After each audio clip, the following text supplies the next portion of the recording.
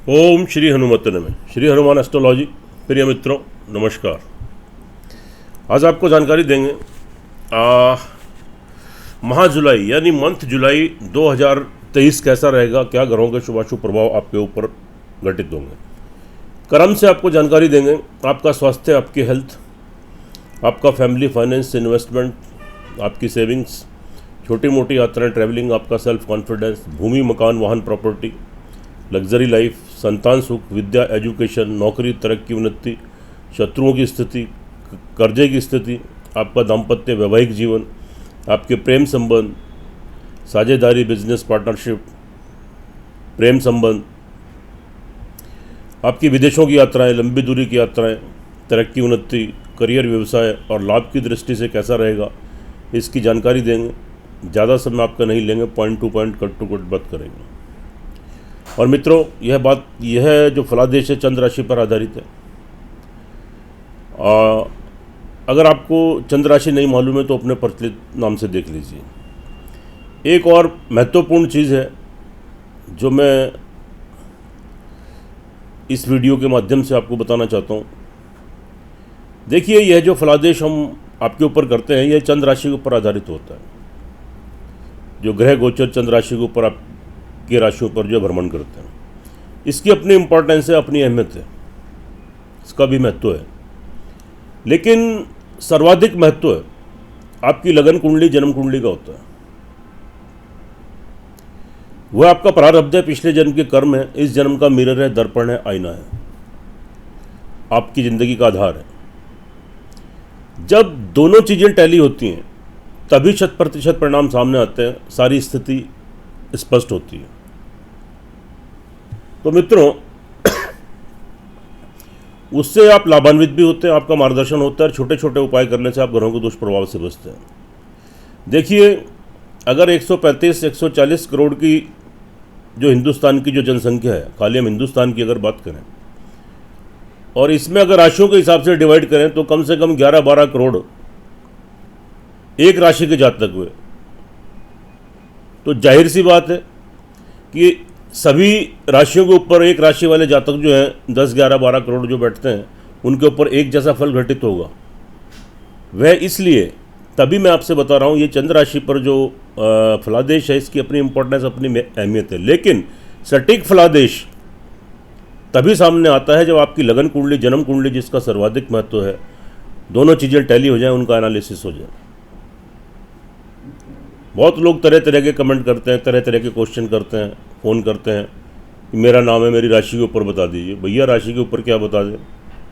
या तो अपने हाथ की फ़ोटो भेजो, अगर आपके पास जन्म कुंडली, तिथि आपके पास डिटेल नहीं है, आपके पास बर्थ डिटेल नहीं है, या फिर अपनी जन्म कुंडली से अपना विश्लेषण कराओ। तब दोनों चीज़ें टैली होती हैं, तभी सारी स्थिति स्पष्ट होती है। और मित्रों, चैनल पर नए हैं इसको सब्सक्राइब करें, बेल आइकन बटन दबाएं। वीडियो अच्छी लगे तो कमेंट बॉक्स में जाएं, लिखें जय श्री राम, जय श्री हनुमान। मित्रों, इस वीडियो में हम आपको जानकारी देंगे वृषभ राशि वाले जातकों के ऊपर माह जुलाई यानी जुलाई का महीना कैसा रहेगा, क्या ग्रहों के शुभाशुभ प्रभाव घटित होंगे। सबसे पहले स्वास्थ्य की दृष्टि से यहाँ पर जो स्थिति आपकी बन रही है, 7 तारीख के बाद स्थिति आपके फेवर में आएगी। 7 तारीख तक तो शारीरिक मानसिक संतुलन थोड़ा गड़बड़ा सकता है, कार्य करने की शैली, इच्छा शक्ति, व्हील पावर वीक हो सकती है, पर्सनैलिटी डेवलपमेंट में कमी आ सकती है। लेकिन 7 तारीख के बाद पर्सनैलिटी का डेवलपमेंट होगा, आपकी इच्छा शक्ति आपकी दृढ़ होगी, व्हील पावर आपकी स्ट्रांग होगी, कार्य करने की शैली में बहुत बदलाव आएगा। तो अच्छी स्थिति रहेगी। 7 तारीख के बाद आप कोई भी निर्णय लेकर कार्य करेंगे उसमें सफलता मिलेगी, आप सक्सेस गेन करेंगे। शारीरिक मानसिक संतुलन आपका 7 तारीख के बाद ठीक रहेगा। अच्छी स्थिति आपके पक्ष में यहाँ पर बनने जा रही है। फैमिली फाइनेंस की बात कर लेते हैं। यहाँ पर जो स्थिति है, देखिए 25 तारीख तक तो स्थिति बहुत ज़्यादा अनुकूल नहीं है। 25 तारीख तक थोड़ा परिवार में कोई मतभेद, कोई डिफरेंसेस, कोई वाद विवाद, पैतृक संपत्ति को लेकर वाद विवाद आपके परिवार के बीच में क्रिएट हो सकता है। लेकिन अगर इस किस्म का कोई माहौल क्रिएट हो, कोई वाद विवाद, लड़ाई झगड़े की स्थिति उत्पन्न हो, तो आपको मेरी सलाह अपनी वाणी के ऊपर कंट्रोल करें और किसी क्रोध उत्तेजना से बचें। हो सके तो मौन रहें, नहीं तो आपके परिवार के बीच में आपकी बात खराब हो सकती है, आपके रिलेशन खराब हो सकते हैं, जिससे आगामी आपको थोड़ा नुकसान उठाना पड़े। भविष्य के लिए फ़िलहाल निवेश मत करें, थोड़े समय के लिए रुक जाएं। जमा धन कोष बैंक बैलेंस में कमी आ सकती है। लेकिन 25 तारीख के बाद स्थिति आपके फेवर में रहेगी। इन्वेस्टमेंट कर सकते हैं, पैतृक संपत्ति की प्राप्ति हो सकती है, परिवार वालों का लाभ, बेनिफिट, सहयोग। तो 25 के बाद स्थिति आपके अनुकूल बनेगी। 25 तारीख तक थोड़े आपको सावधानी बरतने की ज़रूरत है। उसके बाद बात कर लेते हैं, आगे बढ़ते हैं। देखिएगा 17 तारीख के बाद आपके आत्मविश्वास, सेल्फ कॉन्फिडेंस में आपकी वृद्धि होगी। 17 तारीख तक थोड़ी नकारात्मक सोच, भविष्य को लेकर अनजाना डर, अनजाना भय, अज्ञात चिंता आपको यहाँ पर सता सकती है। कोई नेगेटिविटी, नेगेटिव थॉट्स आपके अंदर उत्पन्न हो सकती है। सेल्फ कॉन्फिडेंस, आत्मविश्वास में आपकी कमी आ सकती है। छोटी मोटी यात्राएं, ट्रैवलिंग करते हैं, सावधानी बरतिए, नहीं तो लाभ की बजाय नुकसान होगा। छोटे भाई बहन, मित्र वर्ग, सहकर्मी, पड़ोसी, वेल विशर, शुभ चिंतक, मिलने जुलने वाले लोग, उनसे संबंधों को ठीक रखिए, नहीं तो वहाँ से भी आपका कोई बात खराब हो सकती है, कोई प्रॉब्लम यहाँ पर क्रिएट हो सकती है। लेकिन 17 तारीख के बाद स्थिति ठीक इसके विपरीत बनेगी। 17 तारीख के बाद जब सूर्य ट्रांजिट करेंगे और आपके 3rd हाउस मित्र राशि में संचार करेंगे तो अचानक से आपके आत्मविश्वास में वृद्धि होगी। जो नकारात्मक सोच आपके अंदर चल रही थी सकारात्मक सोच में तब्दील हो जाएगी। सेल्फ कॉन्फिडेंस बहुत ज़्यादा बढ़ेगा। नेम, फेम, इंपॉर्टेंस, यश, मान, सम्मान ये आपको प्राप्त होगा। छोटी मोटी यात्राएं, ट्रैवलिंग करते हैं, उसके थ्रू कोई बिजनेस करते हैं, नौकरी करते हैं, नए संबंध स्थापित होंगे, आपके कॉन्टैक्ट्स बढ़ेंगे और आपको यश, मान, सम्मान, आपकी प्रतिष्ठा बढ़ेगी। बस वहाँ से लाभ गेन करेंगे। छोटे भाई बहन, मित्र वर्ग, पड़ोसी, मिलने जुलने वाले लोग, आपके शुभ चिंतक, उनके बीच में भी आपकी इंपॉर्टेंस, अहमियत बढ़ेगी। नए संबंध स्थापित होंगे, उनसे लाभ गेन करेंगे, आपका वर्चस्व बढ़ेगा। भूमि, मकान, वाहन, प्रॉपर्टी की बात कर लें तो देखिए यहाँ पर एक तो शनि की दृष्टि पड़ रही है और यहाँ पे मंगल संचार करेंगे, तो यहाँ पर मंगल शनि का समसप्तक योग भी बनने जा रहा है। यह समसप्तक योग जो है थोड़ा आपको यहाँ पर प्रॉब्लम थोड़ी क्रिएट कर सकता है, थोड़ा मिश्रित फल दे सकता है।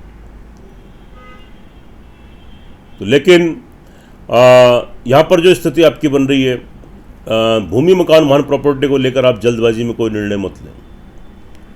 हाँ, 25 तारीख के बाद कोई आपको निर्णय ले सकते हैं, लेकिन 25 तारीख तक अगर कोई वाहन घर में लाना है, कोई संपत्ति की, प्रॉपर्टी की डील करनी है या किसी मकान में प्रवेश करना है तो शुभ तिथि, शुभ मुहूर्त में सोच समझकर इस कार्य को करें, नहीं तो आप किसी प्रॉब्लम में आ सकते हैं। कोई वाद विवाद या उसमें परेशानियों का सामना करना पड़ सकता है, कोई रुकावटें, व्यवधान आ सकते हैं। माता जी की हेल्थ डिस्टर्ब हो सकती है, उनसे व्यर्थालाप, व्यर्थ के आर्ग्यूमेंट मत करें, उनका आशीर्वाद बनाए रखें। घर में सुख संसाधनों में कमी आ सकती है, समय समय पर थोड़ा अशांति का माहौल क्रिएट हो सकता है, थोड़ा सावधानी बरतने की ज़रूरत है, थोड़े उपाय करने की ज़रूरत है, हम आपको अंत में बताएंगे। उसके बाद आपके फैमिली फाइनेंस की बात कर लेते हैं। तो यहाँ पर जो स्थिति बनेगी, देखिएगा 8 तारीख तक स्थिति आपके अनुकूल है। उसके बाद 8 से लेके और 25 तारीख तक का जो बीच का जो समय है, ये 16-17 दिन का जो टाइम है, ये थोड़ा सावधानी बरतने का है। 8 तारीख तक तो कोई पैतृक संपत्ति की प्राप्ति आपको हो सकती है, कोई जमा धन कोष बैंक बैलेंस में आपकी वृद्धि हो सकती है, यहाँ पर आप लाभ गेन करेंगे और साथ में परिवार वालों का भरपूर लाभ, सहयोग मिलेगा। जमा धन कोष बैंक बैलेंस में वृद्धि होगी। भविष्य के लिए निवेश करना चाहें तो 8 तारीख तक आप कर सकते हैं। स्थिति आपके फेवर में रहेगी, आपके पक्ष में रहेगी। लेकिन उसके बाद 8 तारीख से लेकर 25 तारीख तक फिर कोई ऐसा कोई बड़ा डिसीजन मत लें, नहीं तो थोड़ी प्रॉब्लम क्रिएट हो सकती है। दूसरा, परिवार के बीच में कोई मतभेद, डिफरेंसेस अगर क्रिएट हो तो मौन रहें, वाणी के ऊपर कंट्रोल करें, लैंग्वेज बोलचाल ठीक रखें, नहीं तो आपकी स्थिति परिवार के बीच में ख़राब हो सकती है। कोई जमा धन कोष बैंक बैलेंस में उसके बाद कोई अनावश्यक खर्चा, कोई नुकसान आपको हो सकता है, वेस्ट एक्सपेंडिचर, पैसे का लॉस होना, चोरी होना, पैसा फंसना, अटकना, बैंक बैलेंस में कमी या परिवार वालों के पीछे कुछ खर्चा होना। यह 8 तारीख के बाद स्थिति यहाँ पर ये क्रिएट हो सकती है, 8 से लेकर 25 तक। उसके बाद 25 तारीख के बाद स्थिति फिर अनुकूल बनेगी, फिर पक्ष में बनेगी। कोई इन्वेस्टमेंट करना चाहें तो 25 तारीख के बाद कर लीजिए या 8 तारीख तक कीजिए। फिर बैंक बैलेंस में आपकी वृद्धि होगी, परिवार वालों का लाभ, सहयोग मिलेगा। तो थोड़ा समय जो 17-18 दिन बीच के हैं, यहाँ पर थोड़ा आपको मैनेज करना पड़ेगा, थोड़ी सावधानी बरतनी पड़ेगी।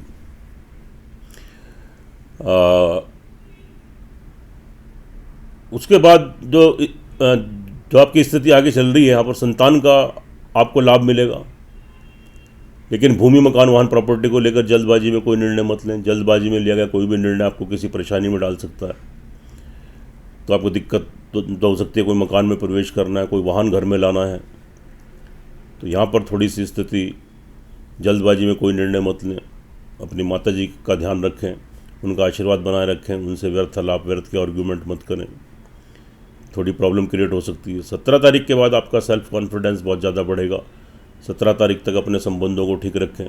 जो आपके पड़ोसी, वेल विशर, मिलने जुलने वाले लोग हैं, आपके सेल्फ कॉन्फिडेंस में कमी आ सकती है, लेकिन 17 तारीख के बाद आपका सेल्फ कॉन्फिडेंस भी बढ़ जाएगा।